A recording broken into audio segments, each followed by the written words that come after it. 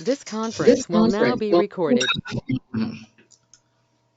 अद्य शुक्रवासरः अथवा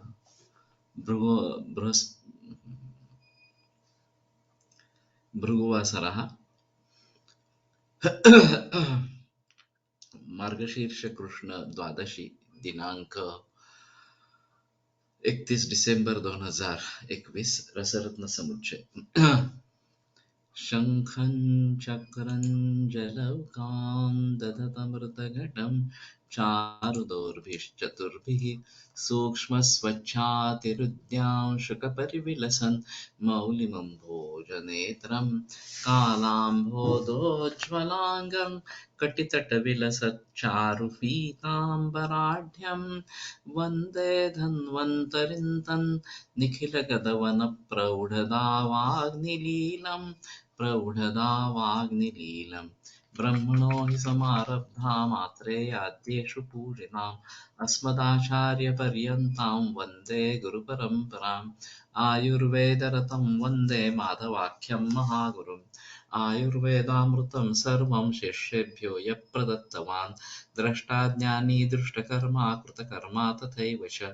अध्यापकोऽभिषक्श्रेष्ठो महान् संशोधकस्तथा गुणैरेतैः समुदितैः यत्कार्यं प्रतनोति सः समृद्ध्यर्थं हि कार्यस्य वयं नु प्रयतामहे सरस्वत्यै नमो यस्याः प्रसादात् पुण्यकर्मभिः बुद्धिदर्पणसङ्क्रान्तं जगदध्यक्षमीक्षते आत्रेयं प्रथमं वन्दे आयुर्वेदजगद्गुरुम् आयुर्वेदामृतं सर्वं गृहीत्वा हि सुरेश्वरात् अग्निवेशादिकेभ्यो यत्प्रेच्छत् मुनिसत्तमः प्रथमं तन्त्रकर्तारम् अग्निवेशं नमाम्यहम्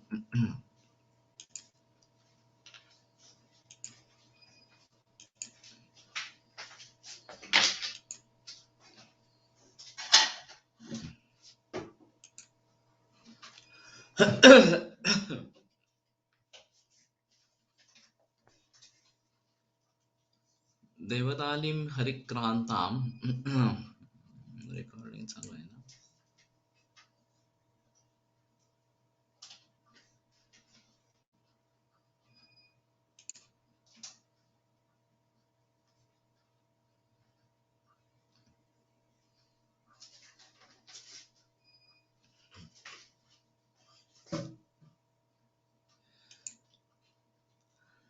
आरनालेन पेषयेत् तद्द्रवैः सप्तधा सूतं कुर्यान्मर्दितमूर्छितं तत्सूतं कर्परे दद्यात् दत्त्वा दत्त्वा तु तद्द्रवं चुल्योपरि पचेत् चान्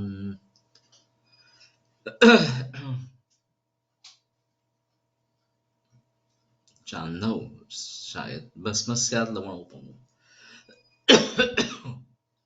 तो देवदार हरिक्रांता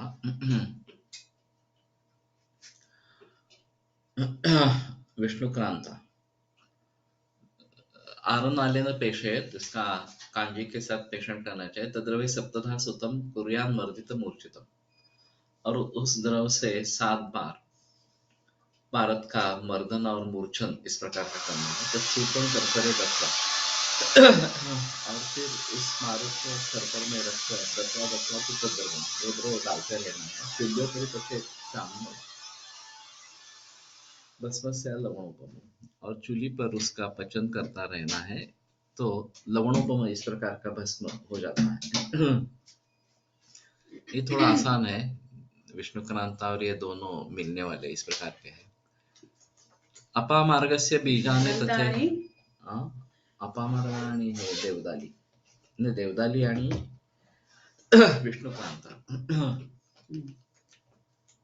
तथैरेण्डस्य चूर्णये तच्चूर्णं पारदे देयम् उषायाम् अधरोत्तरं रुद्ध्वा लघुपटेः पश्चात् चतुर्भिर्भस्मतां नयेत्.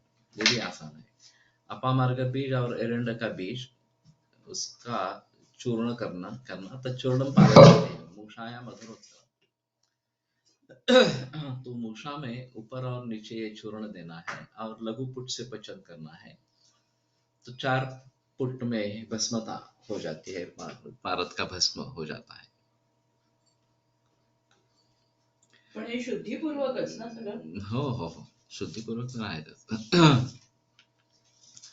कटुतुम्ब्युद्भवे कंदे गर्भे नारी पयः प्लुते सप्तधा म्रियते सूतस्वेदतो गोमयाग्निना।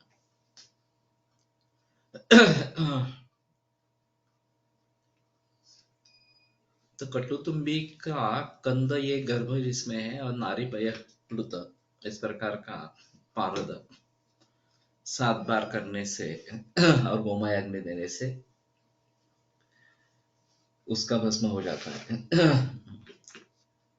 कड़वी तुम्बी के फल के मध्य में पारद को रखकर उसमें स्त्री का दूध छोड़ दे और उपलों के आग से स्वेदन करे, इसमें पारद का भस्म हो जाता है।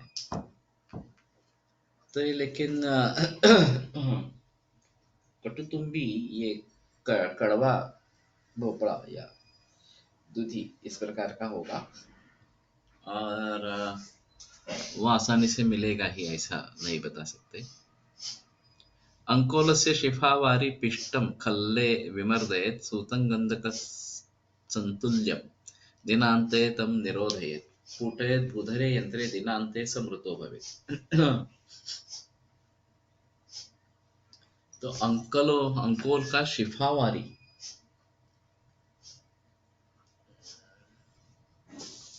पिष्टम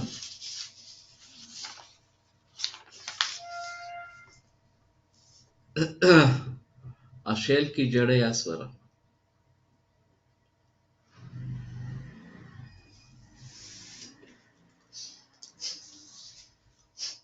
सूत गंधक तुल्य संतुल्य इस प्रकार का पारद गंधक के तुल्य या अंकोल शिफावारी में पेषण करके खल्ले विमर्दय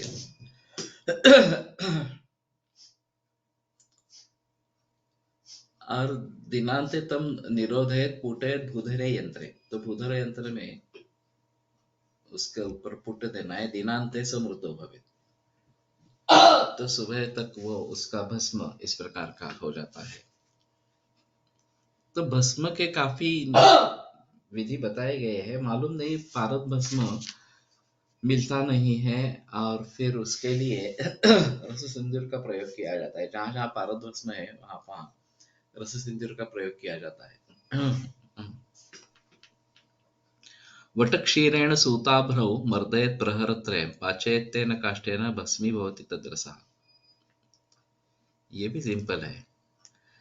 पारद और अभ्रक वटक्षीर से 3 प्रहर तक मर्दन करे और उसी के काष्ठ वट के काष्ठ से अग्नि देवे तो भस्मी भवति तद्रसः, तो इसका ये रस जो है वो भस्मीभूत हो जाता है। तो ये भी ठीक है खैर, वास्तव में उतनी मात्रा में वटक्षीर निकालना ये रहेगा। अथातुरो रसाचार्यम साक्षादेवं महेश्वरं साधितं च रसं शृंग दंत वेण्वादिधारितम् अर्चयित्वा यथाशक्ति देवगो ब्राह्मणानपि पर्णखंडे धृतं सूतं जग्ध्वा स्याद् अनुमानतः। तो जो रुग्ण है वो रसाचार्य साक्षात देवम महेश्वरम, रसाचार्य जो साक्षात महेश्वर देव है, साधितं च रसम शृंग दंत वेण्वादिधारितम, शंख मांस की फोफी, शृंग का शंख किया है नीचे, वेणु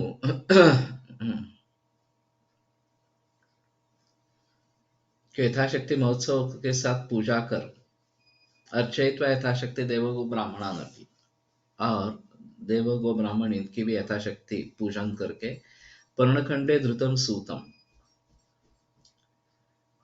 पत्ते के टुकड़े में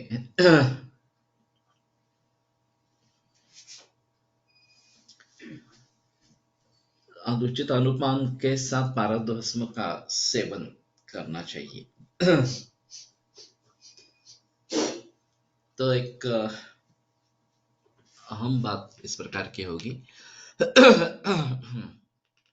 कि पारद का जो सेवन करना है रुग्ण को वो इसी प्रकार से करे। घृतसैन्धव धान्याक जीरकार्द्रक संस्कृतं तण्डुलीयक धान्याक पटोल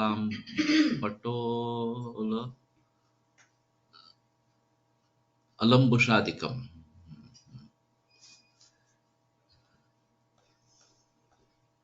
गोधूमजीर्ण शाल्यन्नम गव्यं क्षीरम घृतम दधि हंसोदकम मुद्गरसा पथ्य वर्ग समासता। तो पथ्य का वर्ग बताया गया है।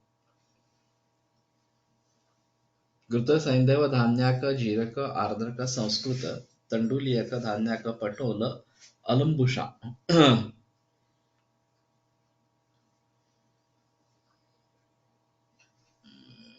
भिंडी आदि शाक। अलंबु का शाक भिंडी। गोधूम जीर्ण शाल्यन्न गव्यं क्षीरं घृतं दधि हंसोदकम मुद्गरसः पथ्य पथ्य वर्ग समासतः। यह पारद सेवन करने वालों के लिए पथ्य इस प्रकार है। जनरल पथ्य भी इसी प्रकार का है, ज्यादा डिफरेंस नहीं है।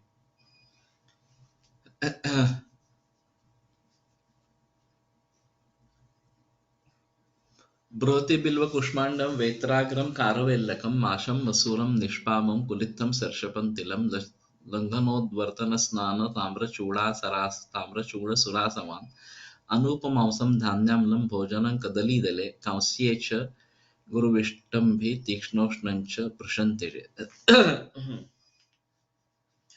तो अपथ्य क्या क्या है? तो बृहति ऐसे खाते हैं क्या, जरा मालूम नहीं।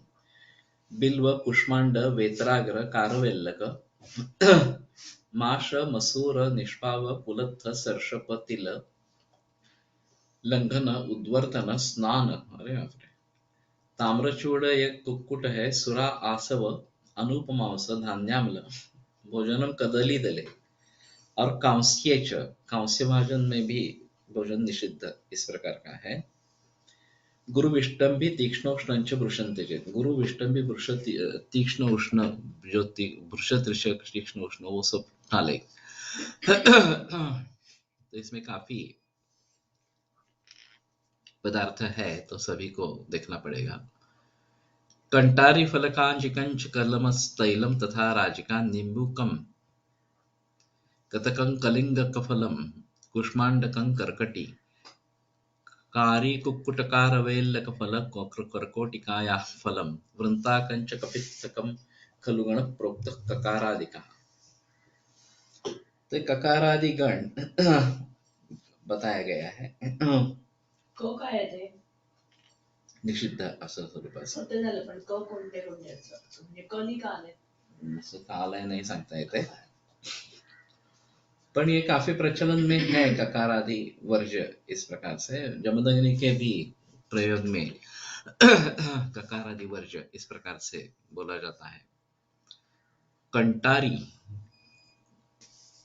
फलक, जे काटेरी काकडीवरचे फल, का? हाँ कंटारी फल, कांची,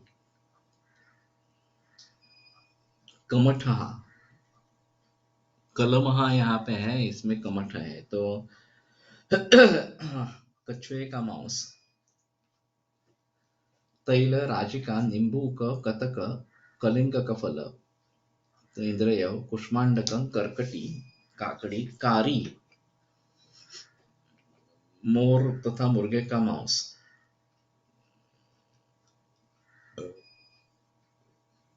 करेला,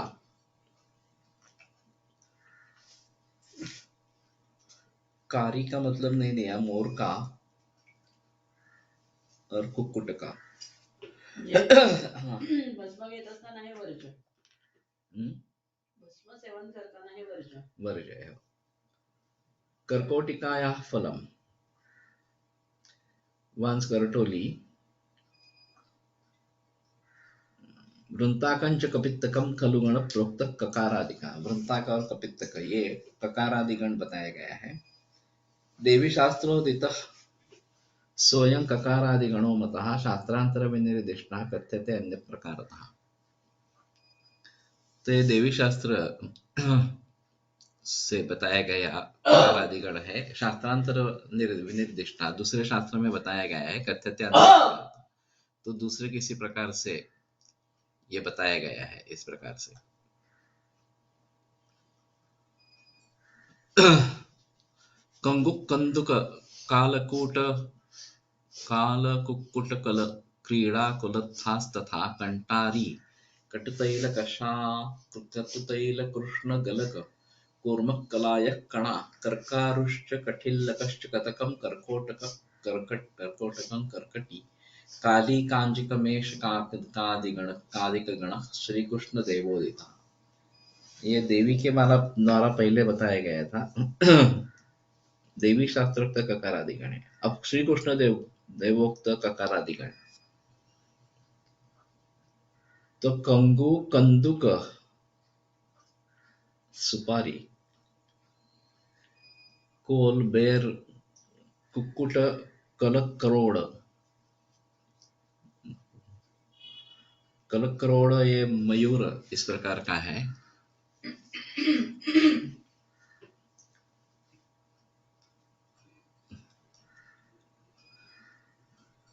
कोल करोड़ा सुअर, कुल्थी, कटेरी, कटुतैल ये सरसों का तेल, कृष्ण गलका एक प्रकार की जंगली मुर्गी जिसका गला काला होता है।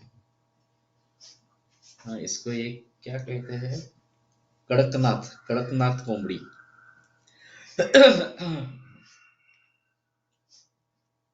इसका काफी बोलबाला है कड़कनाथ। इस प्रकार के कूर्मः, मटर, कलायः कणा, पिंपली, कर्कारू, कुम्हड़ा, करैला, कर्कारुश्च कठिल्लकंच कतकं कर्कोटकं कर्कटी, कर्कोड़ा, ककड़ी, काला जीरा, कांची, काली कांचिकमेष कादिगण मेषक, कांचिकम एषकादिगणः।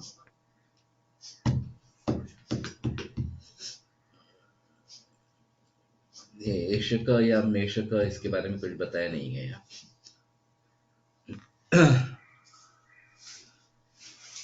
ये जो टीका में कुछ है देखते हैं।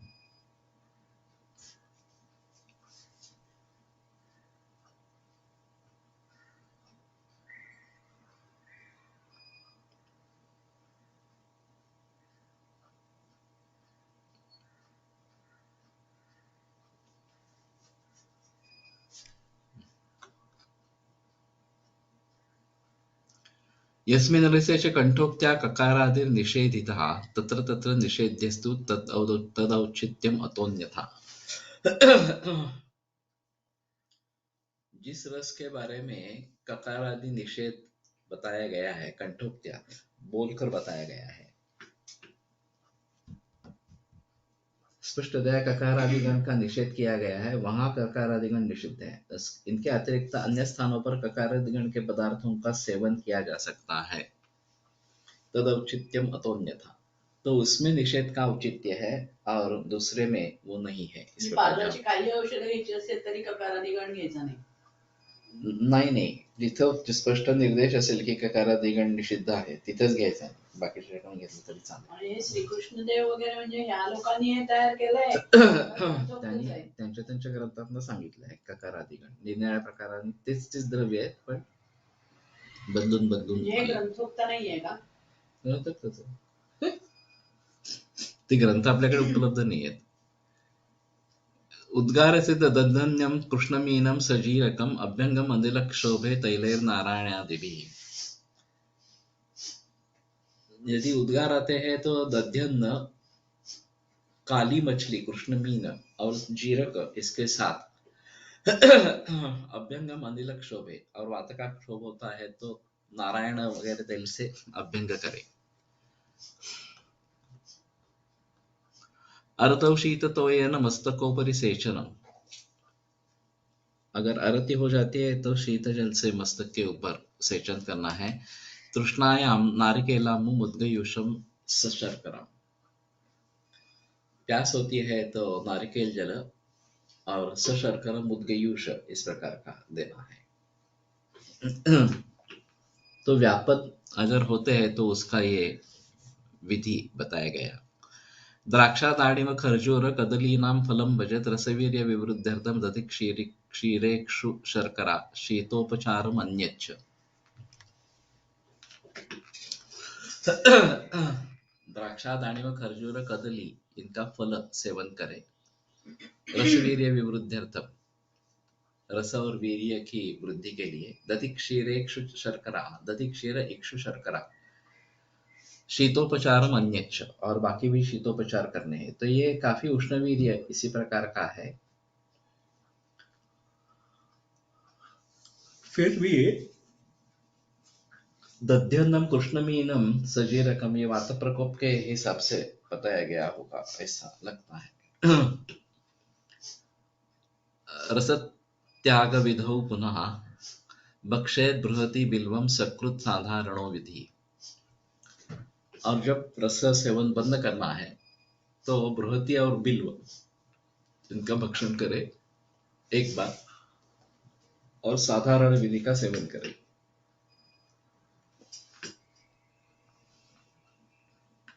रस सेवन काल में रसादि की वृद्धि के लिए उपचार भारत सेवन काल में उसके वीर्य एवं प्रभाव आदि को बढ़ाने के लिए द्राक्षा, मीठा अनार, खजूर, गाय का दही, दूध, गन्ने का रस सेवन करें और शीतल उपचार करें।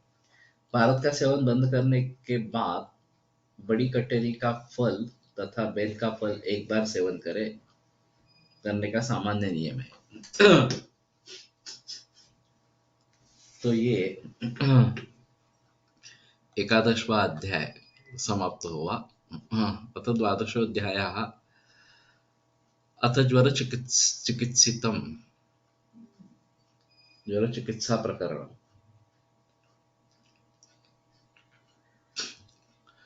ज्वरस्य रक्तपित्तस्य कासस्य श्वासहीनमयोः वैश्वर्यस्य क्षयस्यापि तथा रोच प्रसेकयोः छर्दिहृद्रोगयोश्चैव तृष्णामद्योद्भवार्शसाम् उदावर्तातिसाराणां ग्रहण्यर्तिप्रवाहिनी विसूच्या मन्दिमान्दस्य मूत्रकुच्छ्राश्मरीरुणाम् मेहस्य सोमरोगस्य पीडकानां च विदरदेः वृद्धि गुल्मादिरोगाणां शूलानाम् उदरस्य च पाण्डुशोपविसर्पाणां कुष्ठ श्वित्र नभस्वताम्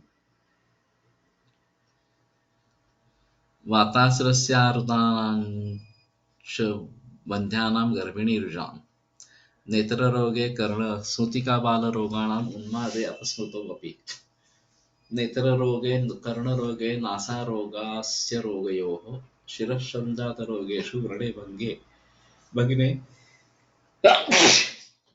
भगन्धरे ग्रन्थ्यादौषधरोगेषु गुह्यरोगे विशेषे च जरायास्तु अनुपत्यानां बीजपोषणहेतवे परिपाट्यान्या सर्वं रोगाणां विचिकित्सितं रसलोह विषयरत्र योगैर्वक्षे यथागमम्।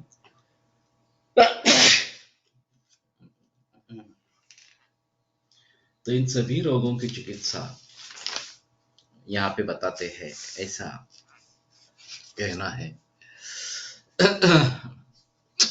आज मेरी तबीयत ज्यादा ठीक नहीं है, सर्दी जुकाम ज्यादा हुआ है,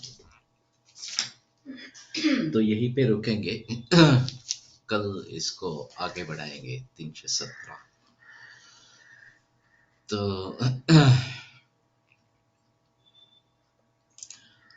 आयुर्वेद प्रकांडो निगदित इह हि शल्यतंत्र प्रधानः शिष्येभ्यः शाश्वतोऽयं निखिलजनकृपा व्याप्तचित्तेन येन आयुर्वेदस्य वाञ्छन् पुनरपि भुवने तां च सुष्ठु प्रतिष्ठां श्रेष्ठं धन्वन्तरिं तं प्रणमति च सदा वैद्यवर्गो हि नूनं वैद्यवर्गो हि